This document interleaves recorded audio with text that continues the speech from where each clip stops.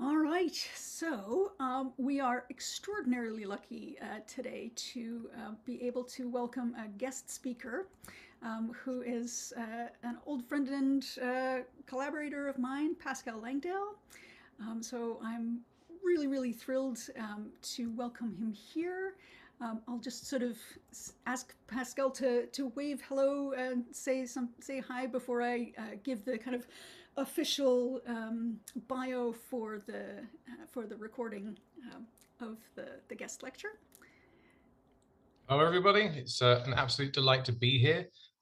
This has been something a long time in coming, and I'm very excited to be able to share the few things I know and learn a few things from you as I go as well. So yeah, thank you very much for inviting me along.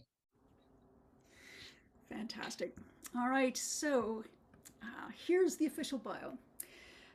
Pascal Langdale is an actor and teacher known for his reliable versatility across multiple media. He's worked in TV, film, voice, and video game, and has been described as the Swiss Army knife of mocap. Head of the Canadian branch of the Mocap Vaults, he is a movement specialist with expertise in nonverbal behavior, bringing characters to life through voice, body, and psychology. Pascal's most recent mocap work includes Far Cry 6 as a body double and the voice of Bagley in Watch Dogs Legion, for which he was nominated for a Canadian Game Award. Also contributing to many of the Play as Anyone NPCs as actor and movement choreographer. He's worked on numerous video games since his first role as Ethan Mars in Heavy Rain, including voice mocap and performance capture, actor performance matching, reverse ADR, facial capture operation, and demo production. A born Londoner, Pascal is a graduate of the 3-year acting course at the UK's Royal Academy of Dramatic Art and made Toronto his home in 2011. He has credits in supporting roles in more than 100 TV and film roles in the past decade in Canada, which include Killjoys, Bitten, Suits, and the recent Randall Okita movie See For Me.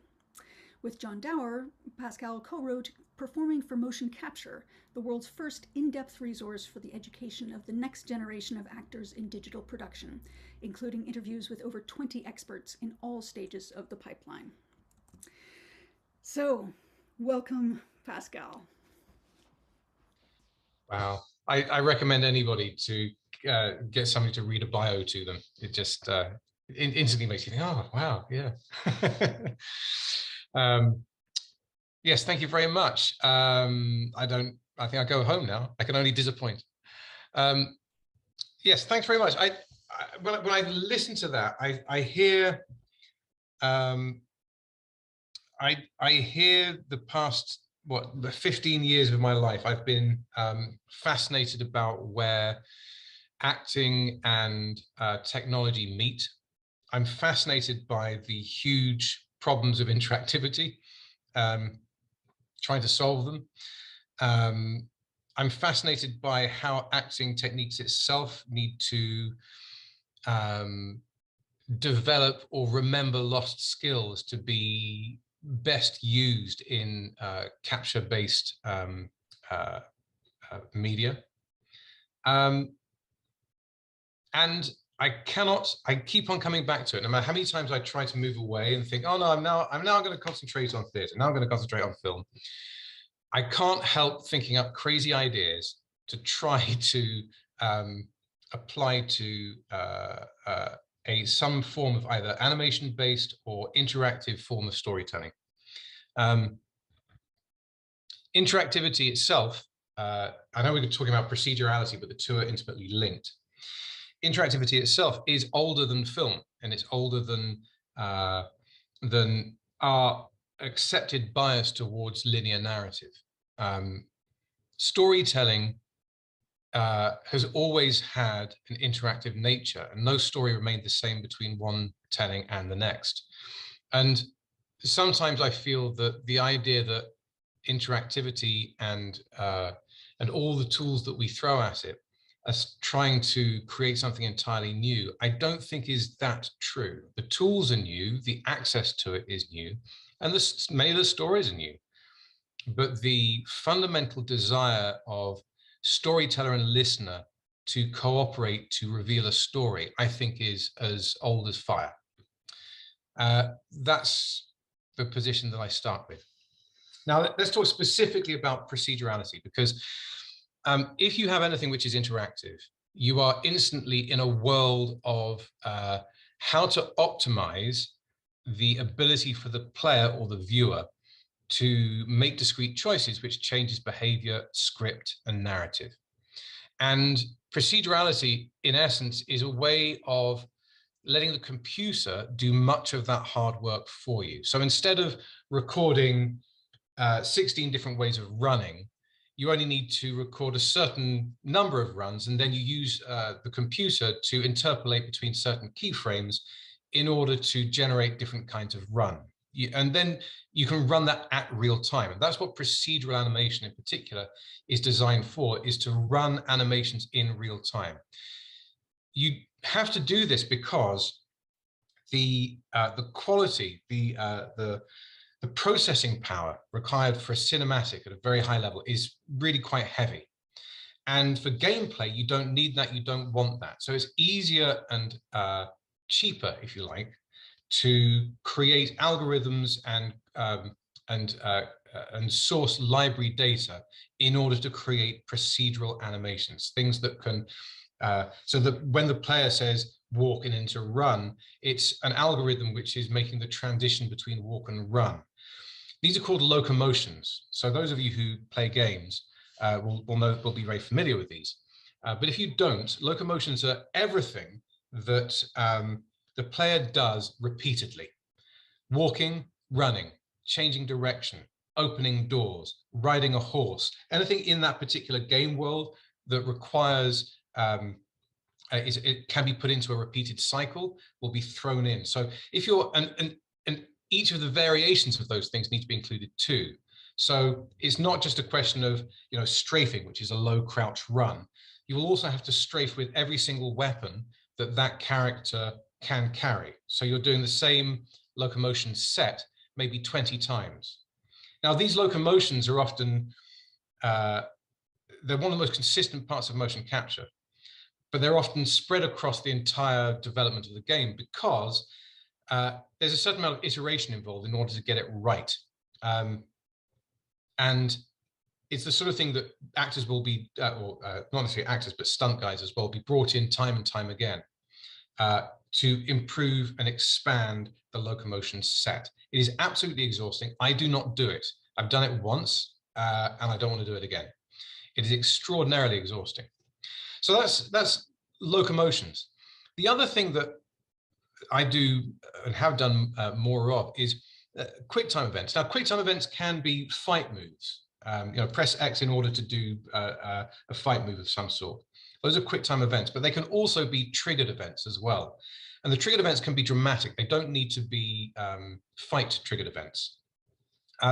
So that means that player walks up to non-player character, makes a selection, and then a conversation ensues. Or if it's not a conversation, it might just simply be a statement that the player needs to know. These are sometimes called near cinematics, but it's still a quick time event. The player has to make the choice in a certain time frame in order to generate that particular conversation. So I'm going to show you something now, which is I worked on a game, worked on Watch Dogs Legion, which I think the total development time, I did my first test probably about 6 years ago, maybe around about 6 years ago. It gives you the idea of the time frame involved in building a game. Even then, they were exploring the idea of something called play as anyone. Now, I'm going to play you a little video. I'm going to stop it. Let's go share. I'll give you an idea of it. If you're not a gamer, then here we go. Should get you up to speed.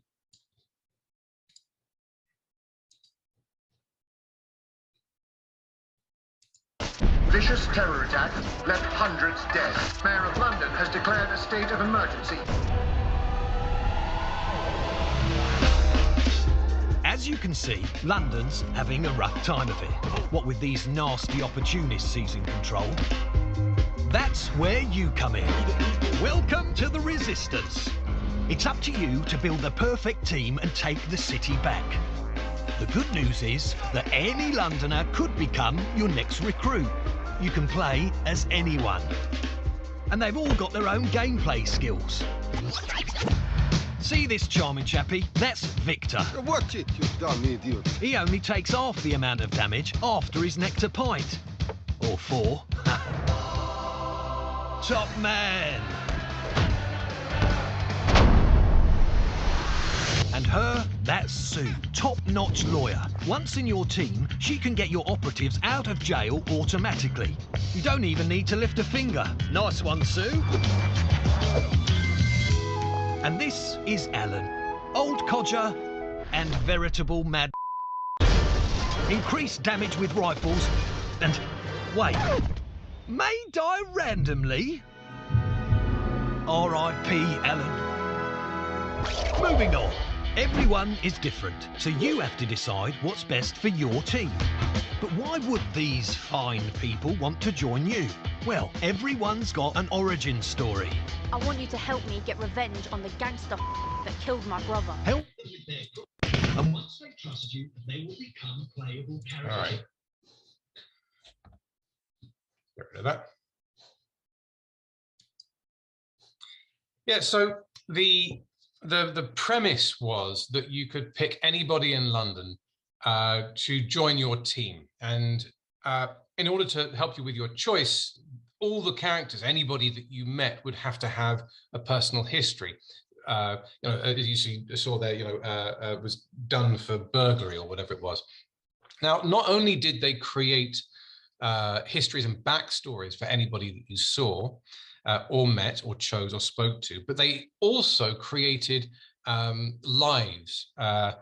So they would create routines that they knew these characters would go on. So if they commuted to work, they knew where they lived, they knew where they commuted, they knew where they worked, they knew where they went for a drink after work, and who they went for a drink with, and so on.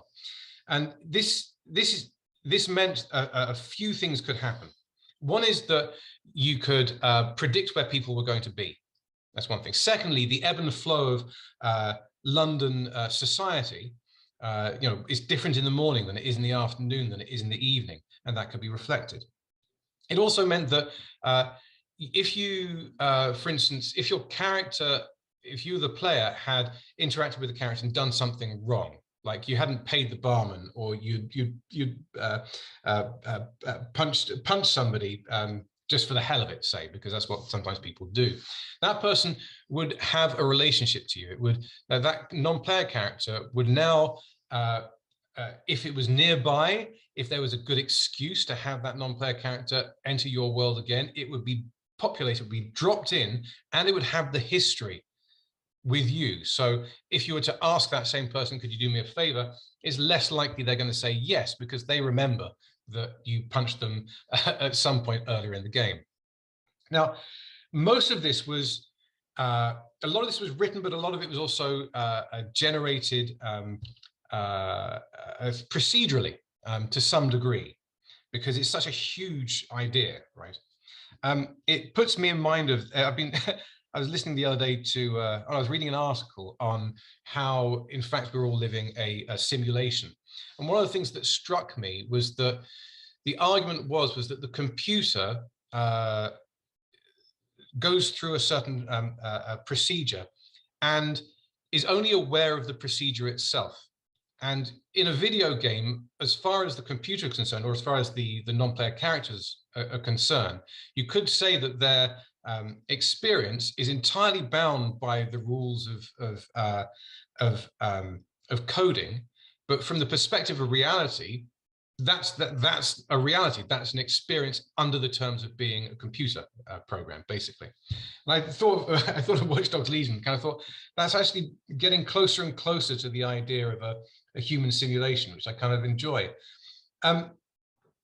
There's a host of different challenges when you're trying to do that, and I think probably the best way of doing that is to show you this. Okay, so let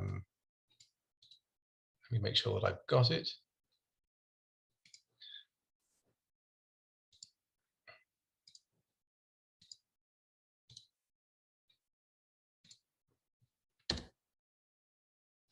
I gotta get to the right spot, excuse me, because I want to scooch through.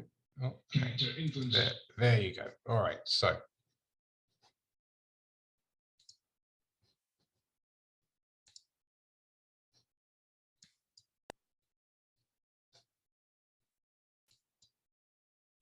Excuse me.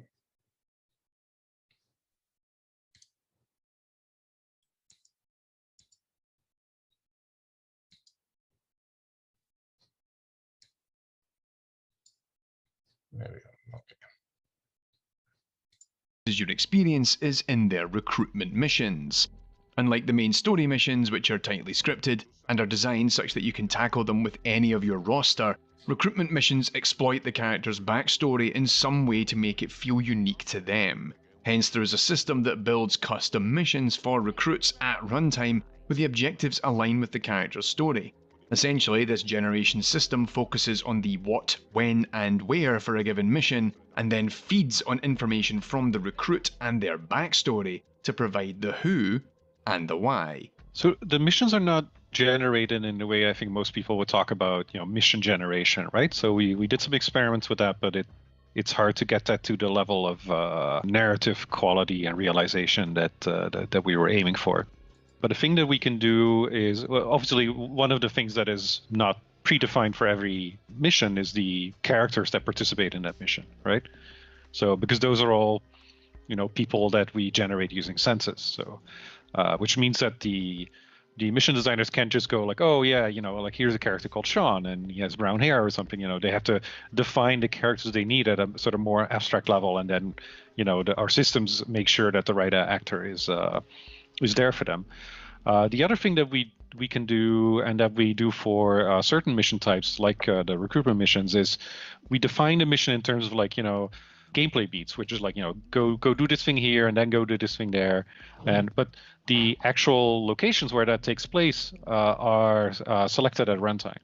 So we can go go hack a server, and then again, it's sort of defined at a higher level. So we need the following. Let's say it's a server, probably server in a pub is probably a bad example, but let's say, right? And then we go find the nearest pub and that has a server that is available, and then we go like, okay, that's the location and that's where we're going to take the player. And then after that, it's like, okay, now we need a hostage situation on a construction site, and we're trying to find the nearest construction site that the player hasn't already seen 5 times, and take the player there. And so that's how all the missions, especially the recruitment missions, feel different. Now, one of the hidden problems that most players won't even think about is that these procedural missions mean that none of the cutscenes can be pre-rendered, given you don't know who is going to be in the cutscene until it happens. And this even extends to the main story missions. Hence, this requires a lot of work outside of the gameplay and AI teams, by animators, voice artists, and even the localization teams, such that each conversation is written to cater to different types of character, recorded by numerous voice actors, and translated correctly into multiple languages. Every line of dialogue that we have has to be written and recorded 20 times. And some lines actually, so again, we do this more in the recruitment missions, some of the lines actually have multiple variants. If you have a mission and you have a cutscene in the mission and your operative needs to be in this mission and they say a line of dialogue, it's not just a line of dialogue that's recorded by different voice actors. It's actually different scripts for that line, because the way your Irish hitman is going to respond to a request from grandma asking for something is going to be very different than one of our other personalities. Nate and Wynn vanished off the face of the earth last week, and I mean they're gone, not even answering texts. Sorry to hear that. Thanks. Look, there's no easy way to say this, but my friend's a bit of a my favourite person in the whole world, but he's still a Not just the way they talk, but the words they use to describe a thing. It's why a lot of our missions feel a lot more personable, because when you're playing as an operative, the operative and their voice and the way they talk, but also the words they use to describe the dialogue that they have with other characters is their own. So if you put 2 operatives in a scene together, it's like a giant matrix of all the different possible things one person can say to all the different possible things another person can say, and trying to write scripts for those personalities. Because again, writers don't have like a character that's like Sean with brown hair who's an accountant, right? Like this is not a character that exists in our game. Like we have these much more abstract concepts of like a personality and a voice actor and like are wrapped together. On top of that, at an even lower level, we have a tech called formant modulation that can take an existing line and a recorded line and actually transform it with a filter essentially to sound like it was delivered by a different actor. So we're able to even multiply the number of lines we have more with that technology. You know, the thing that blows my mind every time I think about it is you can do cutscenes with stunts and the characters are your operatives, right? Who are different sizes, you know, different mobilities, you know, and we don't mocap it 20 times. So that means that we have a voice recording that has a certain length, but then an animation that has a different length. And we do, in my opinion, magic, you know, and I didn't work on this, so this is like I'm just full of admiration for the people who did this to make that all look seamless. And the people working on it at some point in a team meeting, they had to create a video of the same cutscene, you know, playing 4 times with different voices, just to show that this is not just a normal cutscene, you know, as in that we've done before. No, this is like, you know, 4 completely different cutscenes, but it just looks like a normal cutscene. But when you play it, you don't realize it, right? The other one is a much smaller thing, but it is important in our game. A lot of our text, you know, especially like mission objectives, have to reference, you know, names of characters that we don't know ahead of time. So we have to insert names dynamically, right? Also, our game is, I think, being localized into, at least written into something like 14 languages. And doing text insertion and gender agreements in gendered languages right in 14 languages is really hard. And we built a system that does that, and it does it in a data-driven way. So the localization team can just set up their data, and you know, at runtime we go like, okay, they say that this line, which, you know, we need to inject his name, or maybe it doesn't. We don't even inject the name of anyone. It just goes like, well, we're referencing a person, and we know who that person is in this context, and we look up their gender so that we have the right gendered version, and it's all seamless. And it means that all the people, you know, obviously this is more a non-English problem, right? But all the people playing in non-English languages or in gendered languages will just get like correctly gendered, grammatically correct sentences, and you know, in 14 languages. So that was harder than I expected, and you know, and then if it works perfectly, no one will notice. Yes, he just said it was really hard. I don't got the end of that. It's really hard, but if it works perfectly, nobody notices. When it doesn't work perfectly, it's very, very evident. And that was also true of any video game. But it's incredibly complex to put together. If you think about it for a moment, you've got different elements, different channels of communication. So you've got the vocal channel, which is going to have to make space for multiple different versions of the lines, or different lines entirely, depending on the mission. It has to create enough space for multiple different languages. The head movement needs to be generic enough that it can take any speech at all, and it still makes sense. Then you've got the physicality. So the characters that you see are a combination of a library of physicalities and gestures. I have to be careful here because obviously I directed and helped build the library, and it's all under NDA, and there's a limit to how much I can say how we did it. A little bit of history on this. Libraries have been created in games for the past 6-7 years regularly. I started banging on about libraries after I did Heavy Rain, and I realized it was possible. And people thought that I was insane, it would never happen because it'd be too expensive.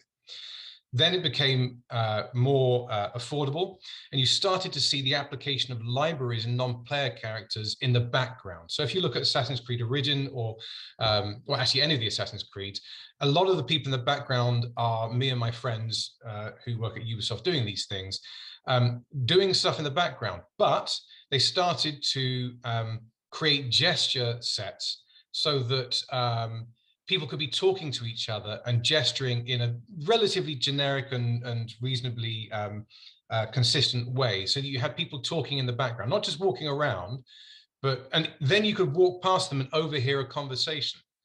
And so that it helped create a more of an immersive atmosphere, because you felt like you were beginning to become, you were actually being inserted into a world and things were going on around you. So you could look in particular directions and you would see these, and instead of it just being generic, I'm talking and then I have my hands going in a cycle, it began to be more tied to what was being said.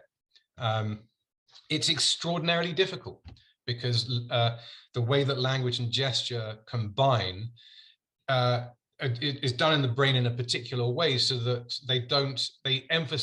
they show and tell the same thing when it's really important, and they will show something different with the visual, with the gesture, a quality. So if I bent the thing back, then you see that it's tense. The thing that I'm bending back is really thin, and this is the fulcrum down here. But I just said the word, and he bent the thing back. That was it. So one of the problems with language and gesture and creating procedural animation gestures, so it's procedurally animated gestures, is that a lot of gestures don't fit. They can't do, because they're not generic enough.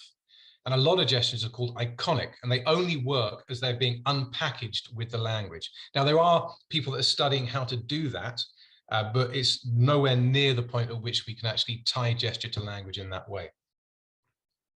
The physicalities themselves are combinations of physicalities. I can spot, and most of the time I can spot who it was that did the original capture, but sometimes it's combinations of different body parts and arrangements that have been put together and sort of combined for the character. Interestingly, I don't think there was any gender combination, which I always thought would be quite interesting. And it wasn't built into the system. I think part of that was also because of the localization issue as well. They were thinking, we're going to have to add another extra layer of a tier of description, which they could have done, but it's a big enough project as it is, to be fair. The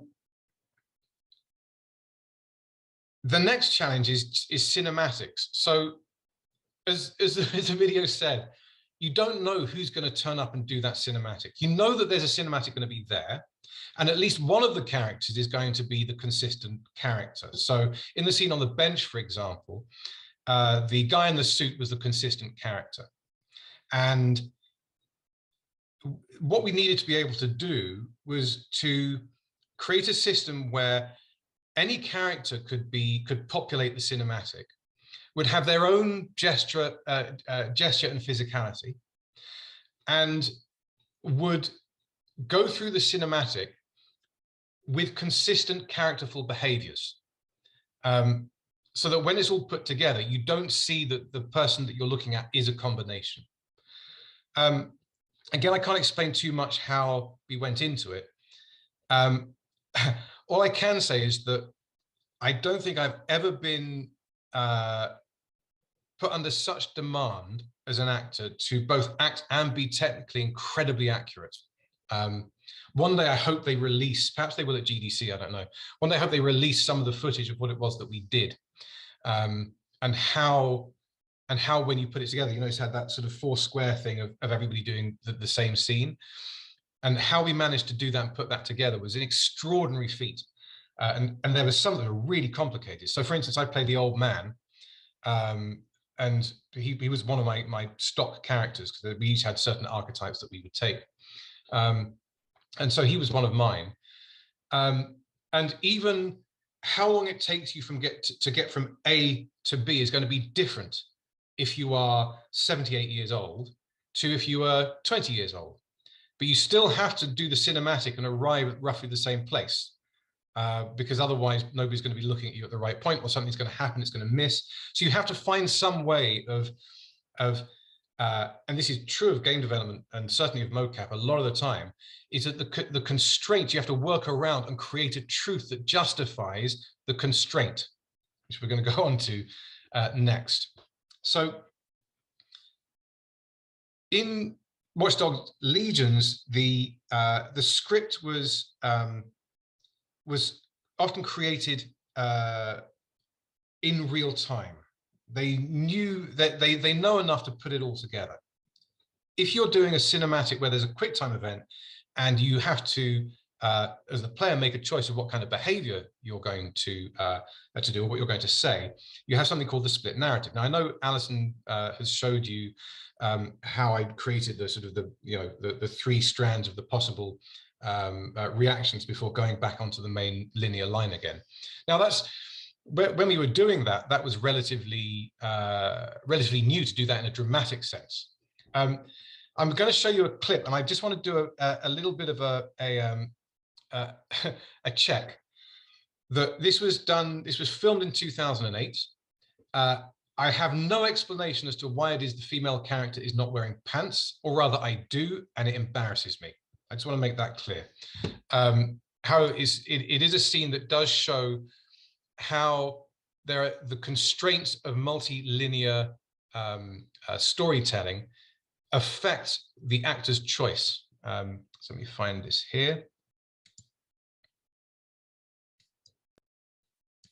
There you go.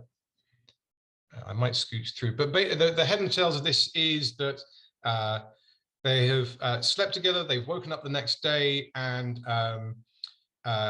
Ethan is about to discover something about Madison from her notebooks. And this is a player choice. The player doesn't have to actually look at any of this.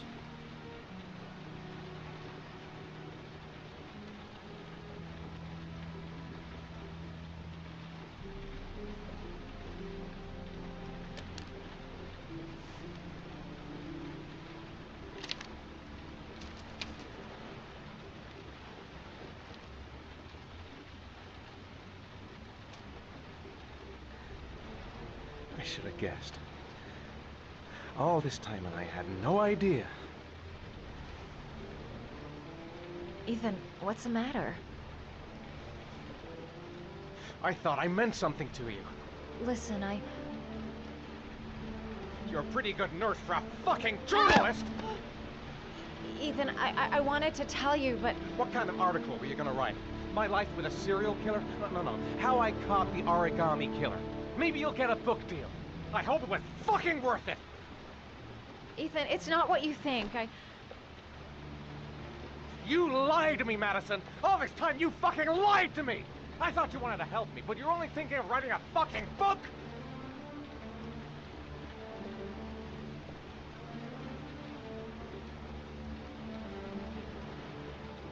It's true. I'm a journalist. And I knew that you were the father of the boy who had disappeared, and I wanted to cover the story. But then I saw what you were going through to save your son, and I understood how much you love him. I wanted to tell you the truth, but I couldn't.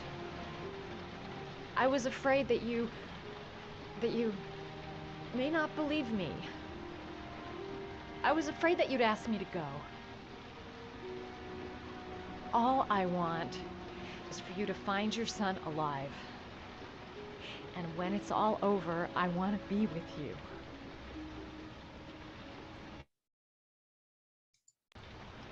Okay, so that moment back there, hold on a second. So here we have accept, reject, apology, right? And for an actor, this is a good example of two extreme options. Now, if you're a very expressive character, you would be prefiguring to some degree your attitude to what's being said. And it would perhaps change the other actor's behavior towards you. If what I'm doing is not persuading you and you're rejecting what I'm saying, then it might change my tone, might change how I behave. Now, in this, because I also want to point out in this game, all the voice was done separately. This was not done with performance capture. So we recorded all the voice in a sound booth, being unable to move, and then we voice matched the audio and did the physical later. And in fact, Madison's voice is not the same as Madison's body. So in this moment, the question is, well, how does the actor deal with the fact there's two big different choices? I either accept the apology or I reject it. Those are two big differences. And the answer is, well, you can actually see in my face there, what am I doing? Not a lot. I'm sorry, Ethan.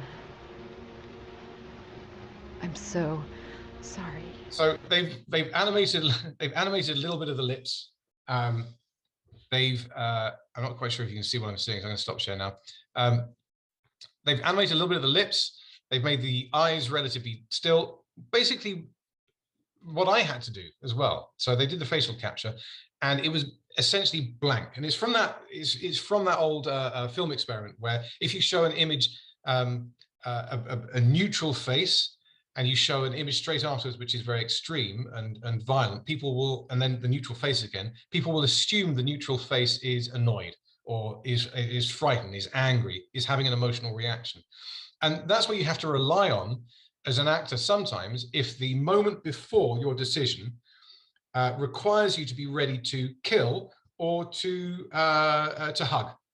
And sometimes I've had to do, you know, particularly in Heavy Rain, there's quite a few of those, where from an actor method point of view, of having goal-oriented action, where I know what my goal is and I know what I got to do to get what I want and why and so on, you're on tracks. When you're faced with these moments which are so extreme and perhaps even speak to different versions of your character, it decouples away from the idea that you have a clear linear path. And you have to try and justify the moment beforehand, or rather you have to create the moment beforehand that justifies the two alternate endings. I'm just going to close this. Hold on. I've done that. Yes, so I think that probably here, I've talked enough about game. And to me, game is actually like the early part of what's possible with procedural and interactive storytelling. And I get actually quite excited about the alternative media that can actually make use of these processes now. Now that the bar is coming down and now that people are able to access a lot of this technology, I'm really excited about the stuff that is coming out, and I've been working in some of this stuff as well. But I'm going to hand over to Alison because we've both been working in this area for quite some time. And yeah, and we worked on something that was trying to push the boundaries of theatre. So I'm going to hand over to you now.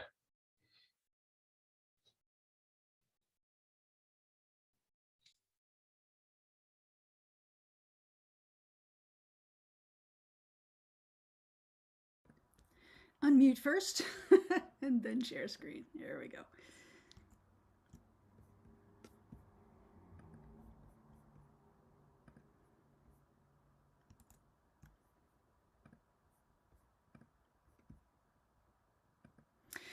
All right, so Pascal and I actually first worked together on a production at York, A Midsummer Night's Dream, which was using motion capture to create the character of Bottom in Shakespeare's play, whose head is converted into that of a donkey, which is normally depicted with a mask, but we actually used a motion captured CGI donkey head, which was then sort of projected larger than life on a scrim behind him.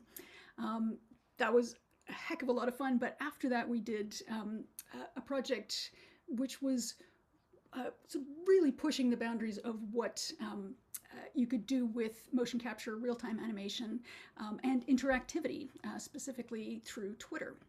So this was a show called Faster Than Night, which we described as an interactive real-time animated adventure. But it was at Harbourfront Centre on a stage with a screen, and Pascal sitting live on stage beside his avatar, who you can sort of see a idealized rendition of him there. It evolved. And the basic idea of the story was that social media billionaire Caleb Smith is on a mission racing against a terrible terminal illness. He's embarking on a deep space voyage with the secret goal of cheating time and death. While half his wealth drives the search for a cure on Earth, excuse me, Caleb plans to take advantage of the time dilation of faster-than-light travel, returning after only a small time has passed for the ticking time bomb of his disease, to enjoy his new cure, a long life, and immortal fame.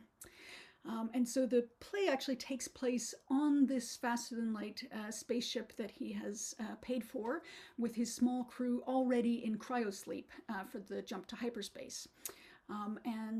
So he's basically talking to the only other character on the ship, who is his AI, the ship's powerful artificial intelligence named Ismay, who he also helped to develop.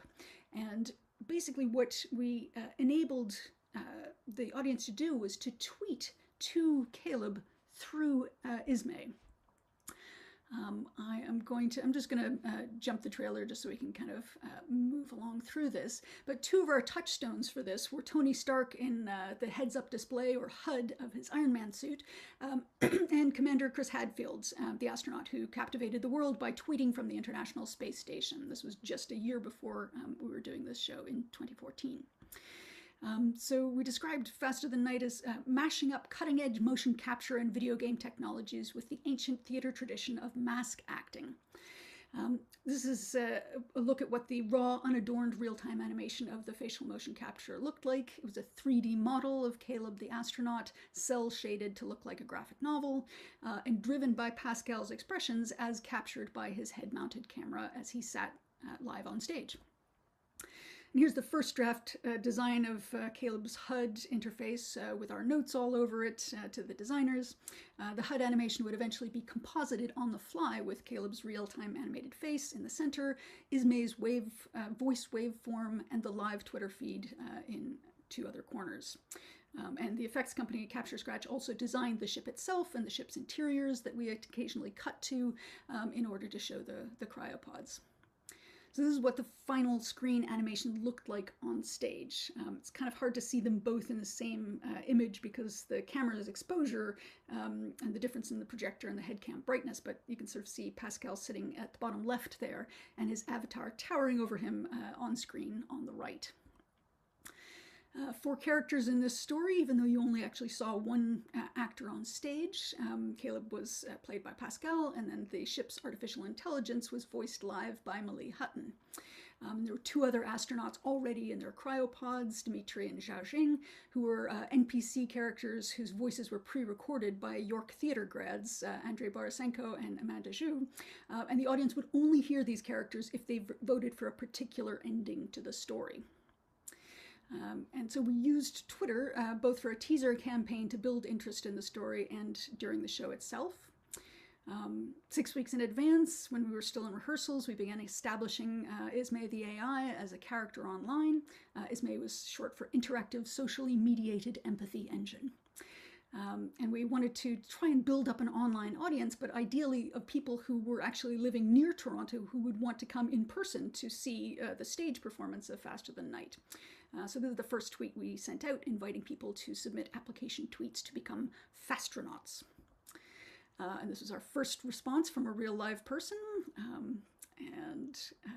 Whenever we had someone who tweeted something fun at Ismay, we would actually handcraft a reply to them. And we also started establishing the supporting characters, Dimitri and Zhaojing, for which Google Translate was our friend. We would translate into Chinese or Russian and then back again in the process of creating their English tweets. Like this one, the debut tweet from one of our supporting characters. And then for the show itself, we had 21 character Twitter accounts managed through Hootsuite, for which we were sort of looking at one of the biggest conundrums that we studied during this project, which was something that we called the funnel. So if you think of live theater interactivity as a conversation, if you're interacting with one person in the audience, that's pretty straightforward. If you have to carry on a conversation with 3 people at the same time, that takes a lot more juggling. Now, imagine a human, not a computer, trying to reply to an entire audience full of interactors in real time on the fly. You're basically setting yourself up for a creative experience that feels something like this. So instead, our strategy during the show itself was to select the most interesting tweets for Caleb's improv sections and hope that the audience would not be too bothered if we didn't reply to each of them, because they could also reply to each other. And it worked. There was a lot of crosstalk during the show, in addition to the comments directed to our characters. Here's what our Hootsuite dashboard looked like during the show. The NPC Twitter characters had some pre-written tweets to prime the pump and establish some initial story and conversation with Caleb, but our audiences were also fully engaged in tweeting with the astronaut. So here's our online writer of Ismay, Heather Gilroy, interacting with the audience by retweeting and favoriting and writing replies in real time. And at the same time, I would choose the tweets that I wanted to pass along to Malie, who was our voice of Ismay. So she would read out selected tweets to Caleb the astronaut. Since Pascal couldn't see anything with the light of the head-mounted camera's light strip shining in his eyes. And then Pascal would improvise his reply to the spoken tweets. Malia also had dialogue and direct interaction with Caleb. The show was essentially a two-character story, even though one character was only a disembodied voice visualized as a sound wave in the HUD. This is what it looked like backstage, with the sort of compositing of, you can't really see, but the top right there is Ismay's voice form, and we did in fact scroll the tweets that Ismay was receiving in real time. We just mirrored them backwards because we didn't want to like distract the audience too much. And here's the audience before the start of most theater performances. An announcement asks the audience to turn off their phones. We asked ours to turn them on. So I'm just going to kind of run quickly through. These were the tweets that we used in the 20-minute sort of pre-show, during which we were sort of training the audience about how to tweet with Caleb. Lots of questions were directed at Caleb, and not all of them could get replies. But of course, somebody had to say this one. And then this is Lelaine Hewlett-Desrajo, who programmed a direct feed from Twitter into a voting engine so that we could calculate audiences' votes on story decisions in real time. Her dashboard backstage so she could convey to me and the other crew the results of the 3 key audience votes in the play. There was a practice vote early on, just so that Caleb asked his audience what he should do if he met aliens on the voyage. And Ismay would sort of tweet out the choices, and you would retweet the ones you were voting for. But people didn't just want to retweet our options, they added editorial comment. Second vote came halfway through the story. Something goes wrong with Caleb's cryopod, and we discover that he will die unless he does something to fix it. And he explains that this is a one-way trip. It's a one-off trip. If he turns around and returns to Earth, he'll never be able to afford another attempt. So the second vote was, with his pod malfunctioning, should he turn the ship around and go home, knowing there would never be another chance. People voted to continue. Amazingly, some people wanted him to return. And then finally, near the end of the play, we reached the third and final vote. There are 3 astronauts, but only 2 functioning cryopods. So this is like a classic moral dilemma of the lifeboat. Caleb, as the only one awake, has the option to choose who will live and who will die. But he doesn't know if he can make that decision himself, and he asks the audience to basically make it for him. As he's speaking his feelings and his fears on stage, the audience tweets back to him and makes comments to one another. And as it turned out, the audience always voted for Caleb to die. We kind of thought that they would. It was the most poetically and politically satisfying choice, although Pascal especially was very, very keen to make sure that we wrote all 3 characters and structured the crisis so that it wasn't an easy choice. And in the Q&A afterwards, some people said that they acted on moral grounds, and others just because that ending served the story best. We also asked them where they found themselves looking most, whether at the live actor, at the animated character, or at their phone screen, and it was pretty evenly split. So I'm just going to very briefly throw to Pascal if you wanted to comment on that experience.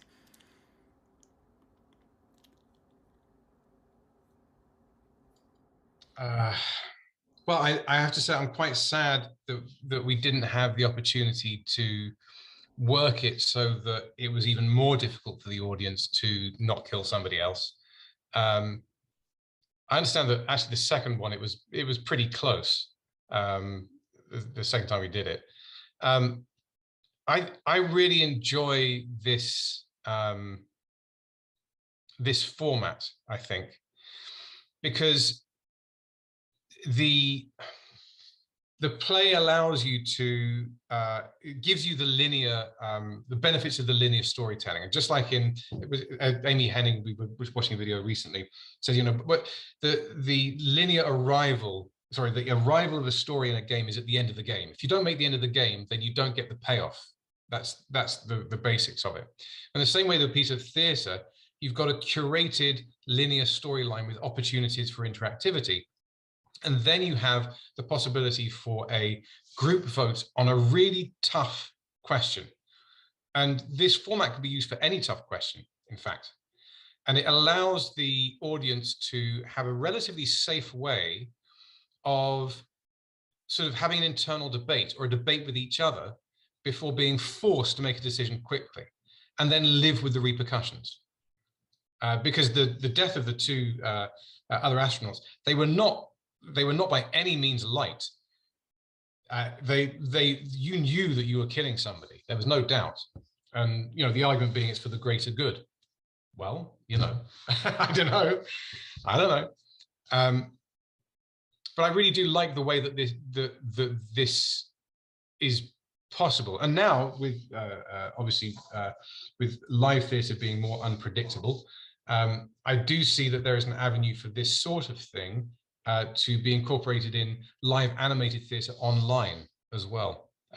Because I do think that you still get the sense of community because you're connected in your decision making in small groups. And it's not, and you still get that feedback, whereas with some other theatrical systems, you're given one choice and you're just one dot in many choices, and you don't know, you can't see your effect on the world. You can't see your presence in the story. And I think this does address some of those problems, not all of them, but some of them. And I think I'd like to do more of that. Yeah. So I'll continue on for a project that we then used the same assets for. Thank you very much. As I am sharing screen.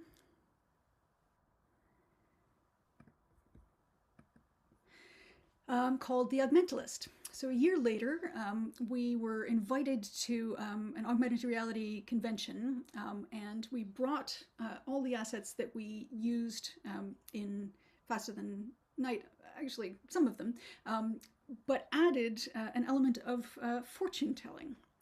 And with this, the Augmentalist's storytelling was very, very different from what we created in Faster Than Night, which was pretty much on rails, even though there were sections of improvisation.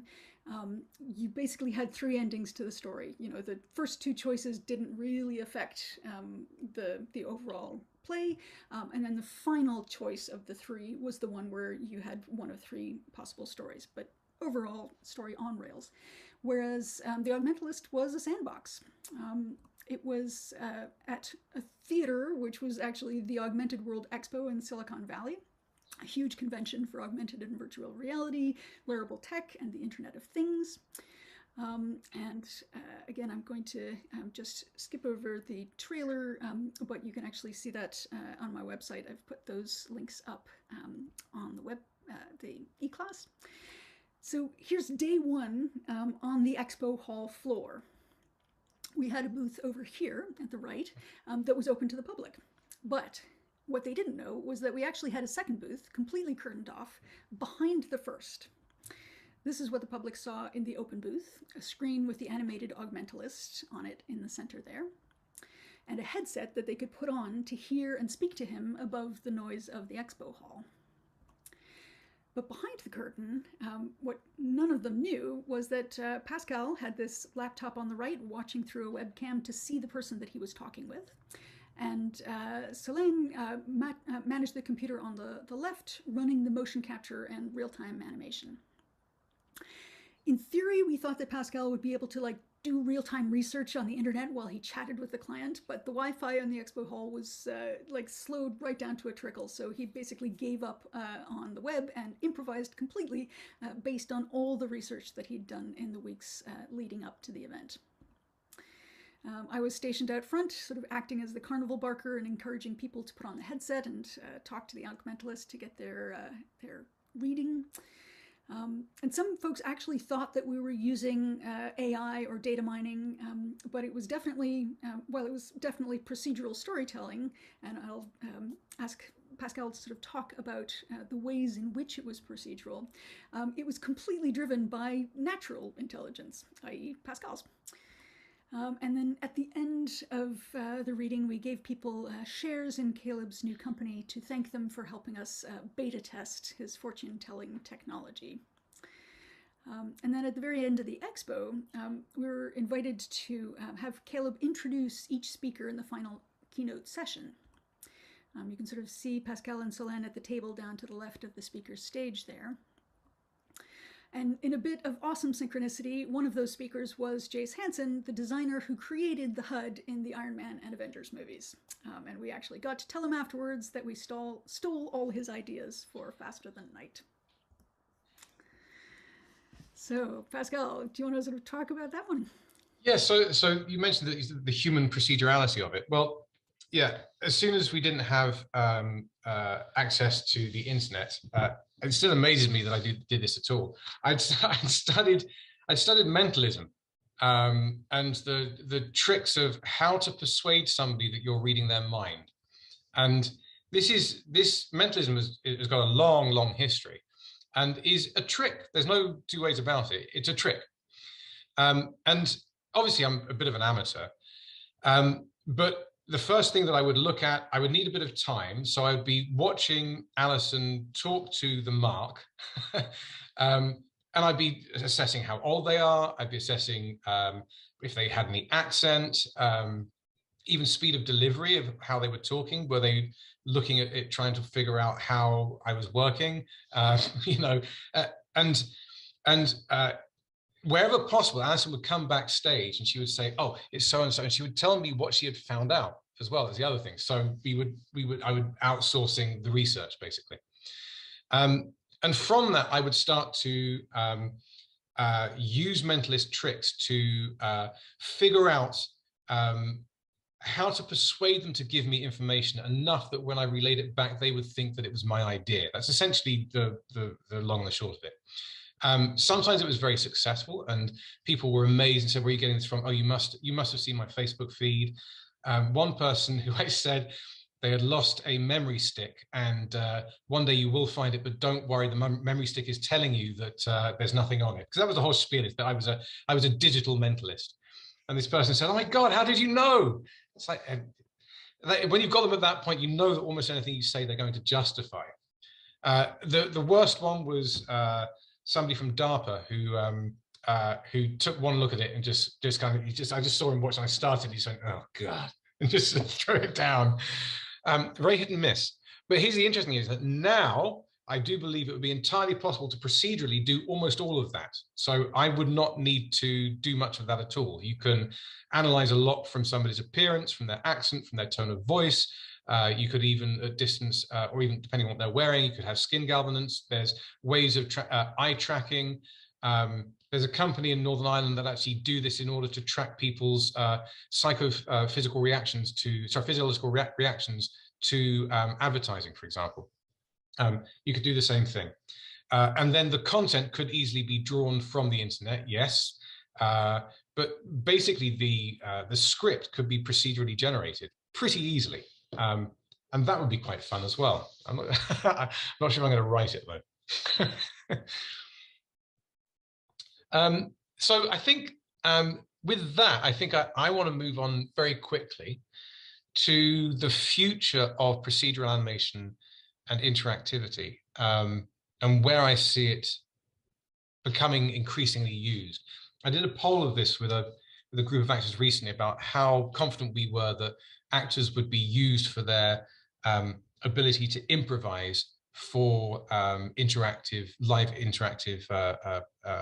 media, and they're all pretty positive, more positive than me, incidentally, which is quite interesting.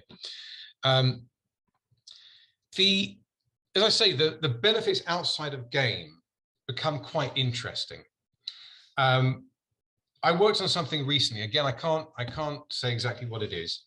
It was VR. It was training in VR. Now, if you think about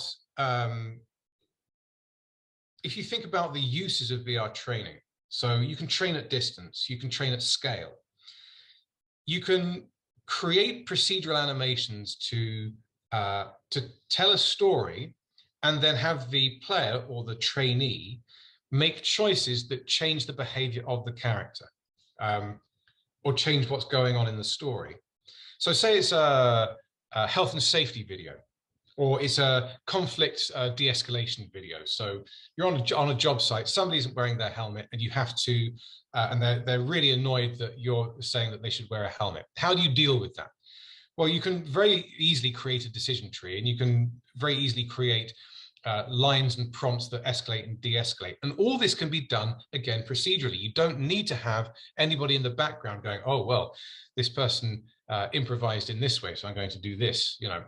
And it's even possible that eventually you'll be able to do it without doing QuickTime prompts as well. So it'll just be analyzing what's been said and how, what tone. You can pick up a fair amount of tone even from the choice of words, but also the manner of speaking too. And that becomes quite interesting from an educational point of view, as I say, because it's scalable and you can do it at distance. That's also true, but you can also do multiple iterations as well. So you can actually choose and select characters that are more problematic for the trainee to deal with in order to train them to be able to face all kinds of different things that would not necessarily be in their normal purview. But it allows you that great latitude. The other area that I see it being used in is, again, in VR, is that in VR storytelling, there's a couple of things. One is that if you are in VR, you're a pair of hands and you're a bobbling head, and there's a limit to how much you can physically tell the story. But there's still stuff that you can do with your hands and your head in order to animate it. That's just one side note about VR. If you're in a VR show and a VR experience, and you're doing a walkthrough with other audience members who are also in the same world, so I'm thinking of War of the Worlds in London, for example. When you look at the other audience members, they're not actors.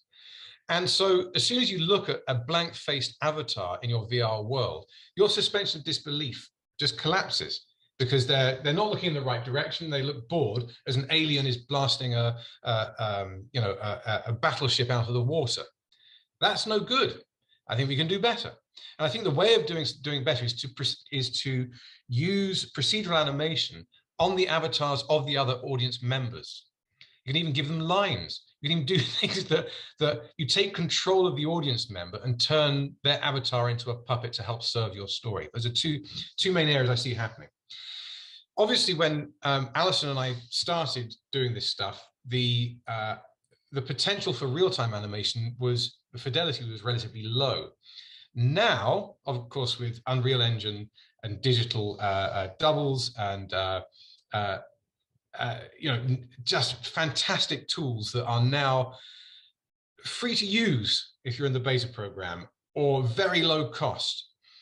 It's an amazing opportunity to start figuring out how to tell satisfying stories using a mixture of interactivity and procedural processes.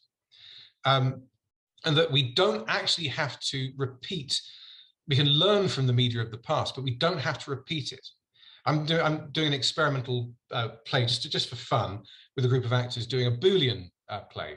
A Boolean in this sense means that it's just a collection of speeches, and they each have two, and your path through will be you'll choose whose speech you have next depending on how you feel about the one that's just been done.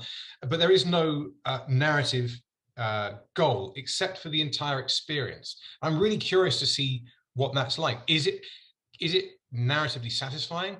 Is it hit and miss? Is it sometimes narratively satisfying? What works and what doesn't? I can't help thinking that theatre and to some degree film as well will start, and I really hope so, will start creating dramatic stories and looking at human relational stories, not games so much, but human relational stories in a virtual world. Because I think ultimately, if you're in a virtual world, you are walking in the shoes of somebody else. And throughout the history of storytelling, the best rulers, the best heroes are people who spent time walking in the shoes of the poorer population, or the alternative universe before they inherited their position of power. And my feeling about these particular stories and the potential behind VR and these interactive stories is that we get to try out those stories safely. We don't have to take risks out there in the world. We can go through these stories just like we would in a linear drama. We can do a horror story and see what it feels like. We can learn what it's like to be a drunk driver. We can learn safely all these things which storytelling is designed to do, but we can do it in an interactive way, which I truly believe, has a greater educational value. It changes who you are somehow in a way that linear drama can. Absolutely. Is this an extra world that we can work in? Absolutely.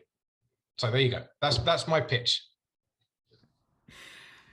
Fabulous. Thank you so much, Pascal. I'm going to ask everybody in the class to throw your questions into the chat. So we've got, say, another 15-20 minutes where we'll be doing Q&A about any of the things that Pascal's talked about, or other questions about procedural storytelling. Any questions? A lot of thinking going on. A lot of thinking going on.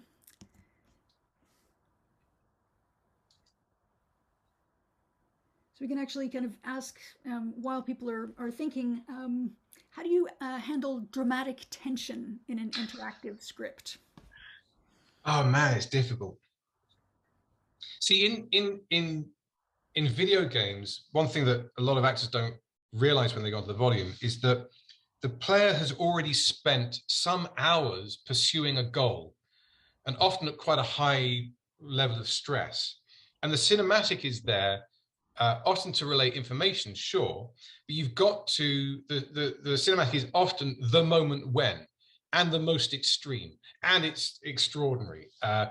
Just before the player is then thrown back into a situation which they then have to fight or die, right? So the dramatic tension is inbuilt into the gameplay itself, and then the cinematic is placed on top. And if you win, that's the cathartic event and the end of the story. Dramatically speaking, so with Heavy Rain, it was interactive, but it was still linear. With other properties, with other games that David Cage did, it wasn't quite so linear. It was almost Boolean, but not quite. And I think that's where I think the sweet spot lies, is in the mixture of creating a free, almost sandbox storytelling world, which then when you hit the right moment leads you off into a linear process for a cathartic end based on what it was you ended up doing in the sandbox. I think that's probably the next thing that I would try. I don't know if it's going to work, but I think that is a marriage of two worlds, which I find quite interesting. The other thing I'd say is that if you do it live, that's the other thing. If it's live, then you can build the drama in sections dedicated to maintaining the drama. And it's a bit like being a storyteller anyway, where you have to be aware of the crest and falls of the information and the flow of the narrative. And so that's another possible avenue for exploration, where you have a procedural, perhaps Boolean or sandbox environment, and it's the improvisational element that comes in and creates the event that creates a narrative drive.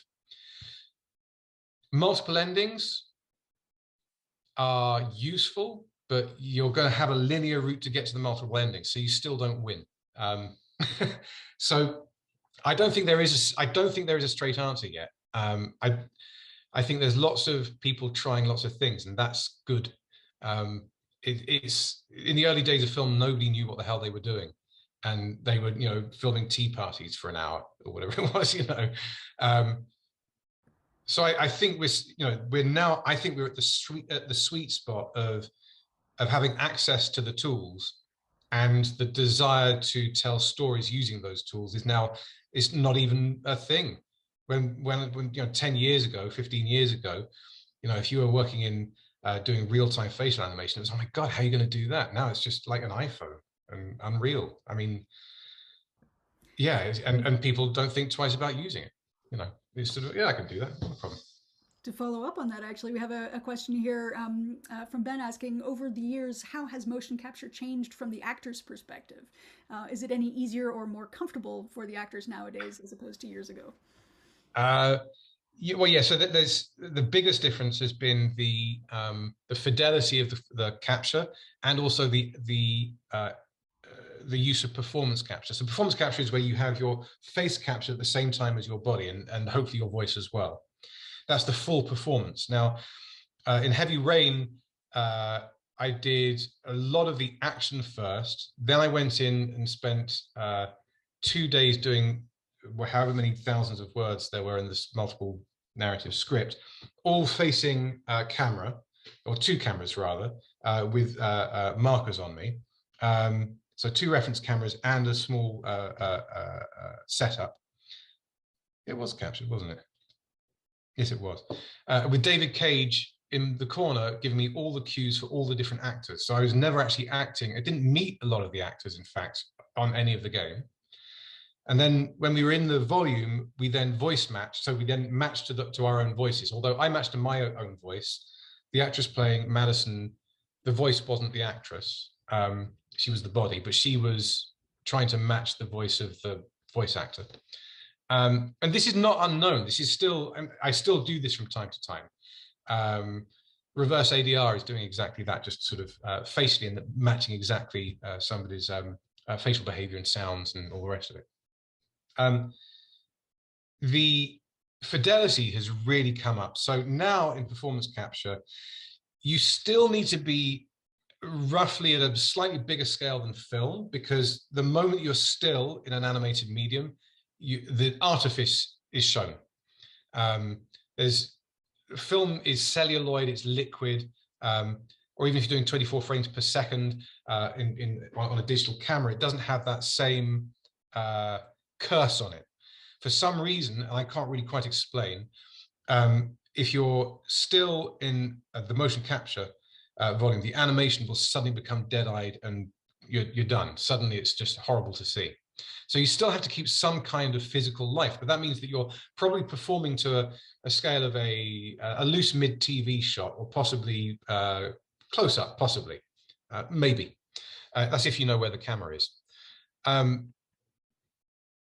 Yeah, so whereas in the past, you would be doing a performance that was actually a much bigger scale in order that it should register.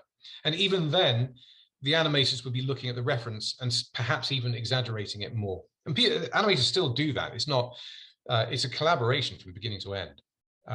Yeah, so I would say the graphic fidelity is the biggest difference, and the sensitivity of facial capture and its use in performance capture is the biggest change, no doubt.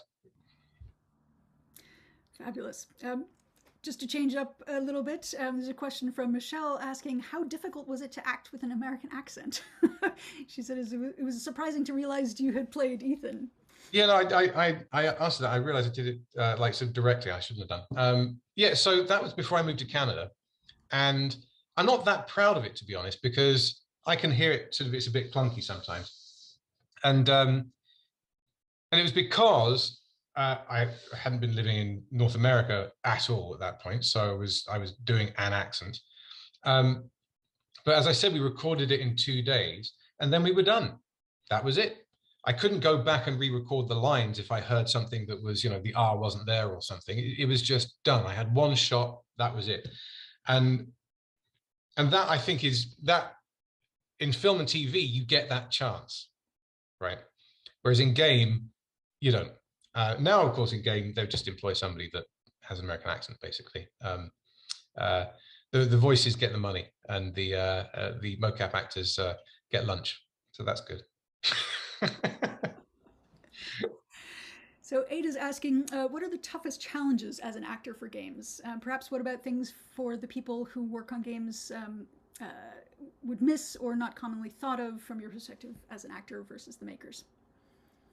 think the biggest challenge for the actor is that you are in an empty space and you are having to invent everything around you. If you are working on a film or TV, there's a set, there's a door, there's a table. They will all be in the right era. If you look in one direction, you will see a wall and that will change your focal distance. Look in another direction, you'll see a long lane and that changes your focal distance. None of that exists in the volume. And in fact, when I teach, the first thing I say is, well, take all your skin off, you're just a skeleton. As far as motion capture is concerned, you're just a skeleton. So if you can't tell your story just with a skeleton, then you're not telling a story. But also, your skeleton can't help telling a story. So you have to know what that is. The way that everybody is sitting right now, I can see some people, not others, automatically is telling me information about who they are, how stressed they are. It'll give me an idea. And that is, as soon as anybody walks into a volume in a mocap suit, you can see them. You know their idiosyncratic way of walking, of talking. And for an actor to be truly useful in the volume, you need to know what that is and be able to eradicate it so that you can end up walking like somebody else. There are things that I've done in Far Cry and in Watch Dogs that you don't know it's me, and I'm proud of that. But the only way I can do it is by using skills that are not really used that much in film and TV. So for instance, if you mime throwing a stone, right, into a lake, people would throw it and it falls into the lake. But you're not telling the story, because there has to be a difference if you're telling a story physically between the moment the stone is in the air and the moment it arrives in the water. So instead of going throw and it lands, there has to be just a breath of collapse, something to say, okay, I'm done now. You know, there it is, there it went. And that degree of non-verbal storytelling is rare in actors, because most actors are not required to train in it. It's quite simple. You don't need to do that in film and TV. You need to be psychologically, you're probably close to your own playing range, you're close to your own personality. And you're not having to imagine the fact that you can smell the fire of a million homes in the background as you wade, as your feet are chilled by mud and you're fearing being attacked by a giant worm. I don't know. It's unlikely. You have to bring all that environment into your performance and make it register physically, because if it's not there in the source performance, will have to be put there by an animator, which costs a lot of money, or alternatively, it won't be there and it will lack that ability to suspend the viewer's disbelief. It's a lot of work. It really is. Yeah. Boy, is it ever. Yeah, some of my proudest moments have been being able to completely physically, emotionally, and psychologically transform into somebody else to the degree that you would not know that it was me. And you don't get asked to do that. You simply don't get asked to do that in theatre, film, or TV. We have a question here from Amy saying, I'm really fascinated with the concept of actor improvisation replacing advanced AI software in an interactive game or VR experience. What are your thoughts on using VR or AR experiences and this improvisation to allow audiences to interact with already known characters and immerse themselves in the narrative, for example, the Commedia dell'arte archetypes? Well, there's a few roadblocks which are slowly moving. One is, how do you, and people have done this, but it's still a bit clunky. There's been a few experiments. So there's a guy called Dustin Freeman who created a virtual world, and he employed actors to be able to improvise in different time zones. So if anybody was playing, there'd be a little beep on the actor's phone, they'd put it on, and then they would improvise with somebody in VR wherever they are in the world, because they're playing at 3 o'clock in the morning in the UK. So they've got somebody else, you know, on the other side of the Atlantic to do it at 9 or whatever it is. So that's one way of doing it. The other way is one-to-many. And then you've got a tricky position, because then you've got the funnel problem as well. How do you make each audience member feel special when it's just you too many? That's tricky. The use of improvisation, I think, to be honest, is the key difference and value that an actor can bring. Because eventually, pretty soon, I'll be able to procedurally animate most conversations to the degree of reality you might see in a soap opera. What I don't get is the surprise. What I don't get is the unusual. What I don't get is the idiosyncratic or the iconic gestures. I don't get any of that. But it's, for many people, that will be enough. But where I think actors need to explore over the next 15 years, I think, is improvisational skills that work within interactive narratives. I remember hearing somebody saying that they employed theatre actors at first to do live interactive VR experiences. And as soon as there's a technical problem, a lot of these theatre actors just seized up and didn't know what to do. So they ended up employing comedians who could act. Because of course they're used to being able to work on their feet and deal with whatever is being thrown at them. And when I heard that, I was like, well, wow, that's interesting, because again, improvisation, l'arte, commedia dell'arte, actors have a long heritage of improvised storytelling, and we've just lost it. That's all. It just wasn't useful. It just stopped being useful. Just like silent movies used pantomime. Basically, it's pantomime, and created a lot of work for a lot of people, and then suddenly it wasn't useful. So it's not a skill that's been lost. I think it's a skill that needs to be retrained and to be part of the actor's toolkit. We are also looking towards the point at which deceased famous actors will be embodied by other actors who can be them. And then you are into, I don't know, maybe Paul Newman playing King Lear with a contemporary audience that are seeing it in VR and can get up close and personal to Paul Newman, have a front row seat, or literally stand in between the two people watching. That's a one-to-many system. It's more like New York, where you wander through See No More. Sleep No More. Sleep No More. Thank you. Terrible names. It's more like a Sleep No More kind of idea. But there's no reason why, as you say, established characters and established actors won't have their families, their estates will have ownership over their digital versions. And then the question is, well, how do you monetize that? How do you turn that into something that persists? Eventually, one day, of course, they won't even be famous actors. They'll be famous avatars that were created, and they will never grow old. It's kind of a dystopian note to end on, but we're coming up to the top of the hour. Any sort of last thoughts that you want to leave us with? Obviously, the class here is for writing for games and interactive media, but I think that the theater students at York and a broader audience beyond this is going to be really interesting to hear this. I'd say one thing, which is this: the future is not. I don't believe the future is with AAA games. Okay, I think that route is established. Sure, it will exist and it'll be very successful, marvelous.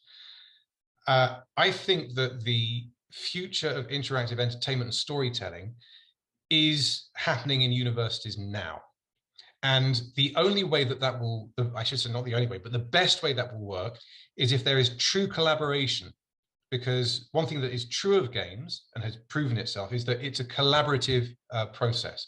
There is no absolute ownership over a character. I do characters, but I'm fully aware that it's a combination of artistry, skill, and code.